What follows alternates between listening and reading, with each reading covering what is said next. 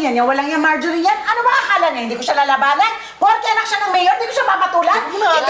Teka muna. Hindi pwede yung ganito. Mami, relax ka lang. Ano ka ba naman? Nandito naman ang anak natin, oh. Wala naman nangyari. Saka pasalamat tayo, hindi sila nagpangabot. Ang bira ka, masyado kang mainit eh. At ikaw naman anak, sabi ka ng sabi sa mami mo na huwag patulan yung mga nangaaway pagkatapos yun naman ang ginagawa mo. Bad example kaya sa amin yan ni Kuya. Diba? Eh, kasi siya po kasi. Sinabi niya kaya bulok yung bahay obispo. Sinabi niya yun? Sinabi niya yung tay. Aba! Ano? Sige. Ano sasabihin mo? Tuloy mo yan. I hate that Sinag! I hate her! Bakit ba hindi mo na lang sila paalisin? Alam mo, hindi basta-basta lang magagawa natin yun, ano? Why not? Ikaw yung mayor, di ba? My hands are tied. Hawak nila ang titulo ng mga lupa nila. Kaya hindi basta-basta mo pwedeng paalisin sila. Pero she's so kontrabida to our plans. Sabi pa niya sa ibang mga tao na huwag daw sila magbenta dahil masisira tong town natin.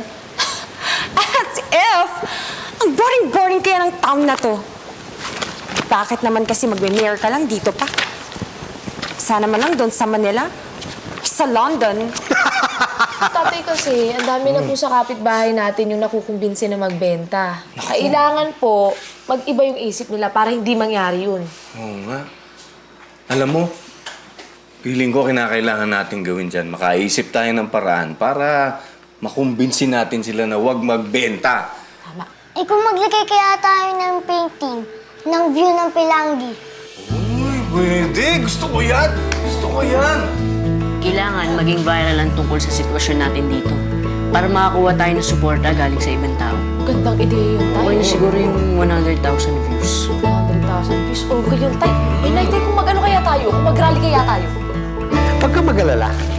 Kung natuloy lahat ang plano ng mga Rosales dito, itong Pilangi ay magiging mas sikat kesa sa Manila. Mas gugustuhin ng tao pumunta rito kesa sa Manila. This will be the playground of the rich and famous. Pero, first things first. Kailangan muna natin makumpinsa sila magbenta. Sa tingin ko naman kaya natin gawin yun. Especially because itong Rosales development is going to send one of their own. Isa sa mga may-ari mismo to help work out things. Para maayos ang lahat. Magprotesta tayo. Kailangan mapatigil yung mga ginagawa ng Escobar tsaka ng mga Rosales. Di ba tayo tama yun? Tama yan, Para di tama masira yan. yung kultura natin. Oo, bongga yan. Sige, gawin natin yan. Sangayon ako dyan. Oo. Nangayon din ako! Yeah, me too. Ibagsak! Ibagsak! Ibagsak! Sinag, Tatay Teddy, Nanay Sally. Oh, Mang Elvis, Aling Delia, Badong. Anong ginagawa niyo dito? Uy, pinalayas kami doon sa tinitira namin. Ha? Hinahanapan ako ng titulo ng lupa. Ano naman ang ipapakita kong titulo? Nuno sa noong pa namin yun. Talaga alam mo, yung mayor na yun, napakasalbahi eh. Biro mo, bantay sa lakay, gabing-gabi pinalalayas kami. Nga. Walang hiya pala talaga yung mayor na yan eh. Hindi tayo papayag na gawin to sa atin, Tay. Dapat lumaban tayo. Oo, dapat lumaban tayo. Ibagsak! Tama yun. Ibagsak! Ibagsak! Ibagsak! Sinag, Ibagsak! baka pwedeng papasukin nyo na kami, baka bumaksak ito si Delia. Ay, Oo, sige.